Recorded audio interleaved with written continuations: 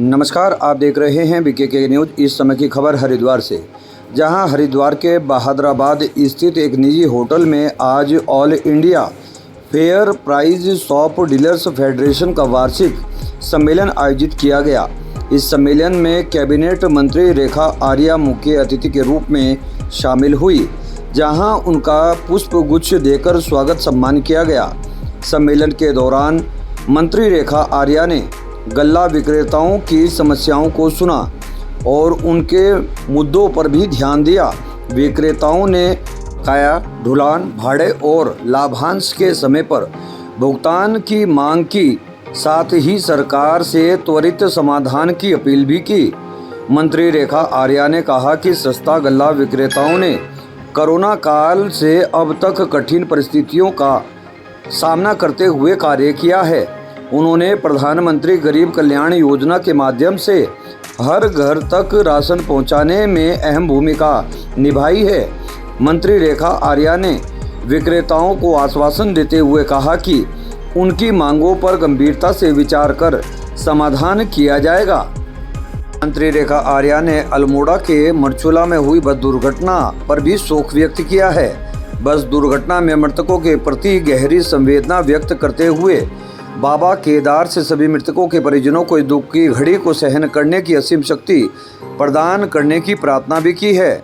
सभी घायलों को अतिशीघ्र बाबा केदार स्वस्थ करें, ऐसी कामना करते हुए उन्होंने सभी के प्रति गहरी संवेदना व्यक्त की है। इसी के साथ कैबिनेट मंत्री ने कहा है कि दुख की घड़ी में प्रदेश सरकार पीड़ितों के परिजनों के साथ है और हर संभव मदद पीड़ितों तक पहुंचाने का कार्य कर रही है। Fair price shop dealer federation की तरफ से उनकी पूरी कार्यकारिणी की आज एक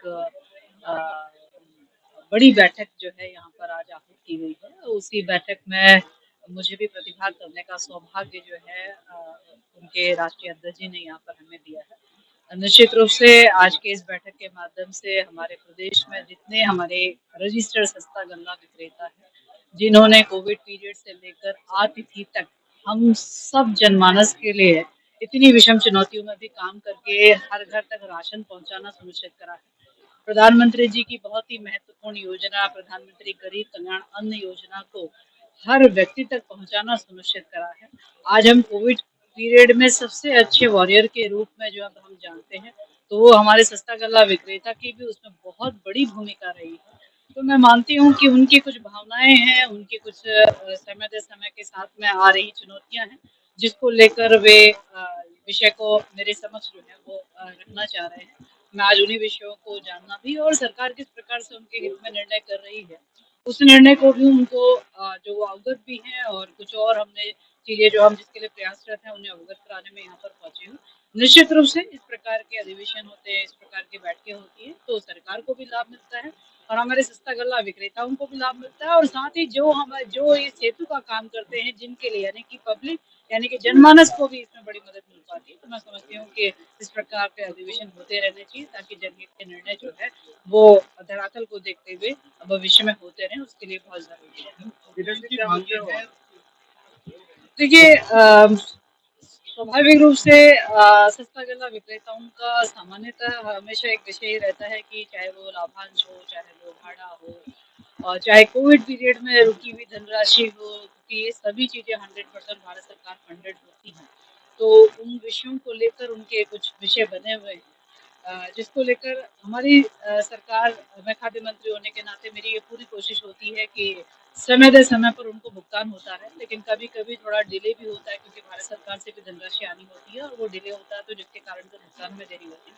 तो मुझे लगता है कि ये ज़्यादा महत्वपूर्ण बिंदु होंगे कि जिसे वो कहना चाहेंगे कि हमें समय पर भुगतान हो जाए, क्योंकि उनके गले में भी यदि कुछ धनराशि नहीं रहेगी तो स्वाभाविक रूप से उनके लिए भी जीविकोपार्जन करना बहुत मुश्किल होता है। तो ये कुछ चुनौती है और कुछ लाभांश बढ़ाए जाने की भी बातें आती हैं, कुछ परिवहन वाहन बढ़ाने की भी बातें आती हैं। निश्चित रूप से अभी जैसा उनका विषय हो सकता है, इस समय 2024 में हम लोग बैठे हैं, 2024 के परिप्रेक्ष्य में क्या चुनौतियां उनके सामने नहीं आ रही, उसके अनुसार वो विषय रखेंगे तो निश्चित रूप से सरकार पूरी तरीके से सकारात्मक रूप के साथ में उनकी समस्याओं का समाधान करेगी।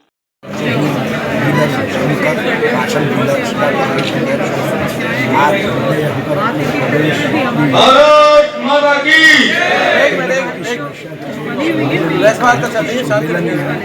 मैं माननीय मंत्री जी से अपने बिल्डरों की बात करने वाला हूँ और हमारे सभी जिलों से यहाँ पर पदाधिकारी पहुँचे हैं और उनके द्वारा भी समस्याएं यहाँ पर रखी जाएंगी। उन समस्याओं के लिए समाधान के लिए माननीय मंत्री जी से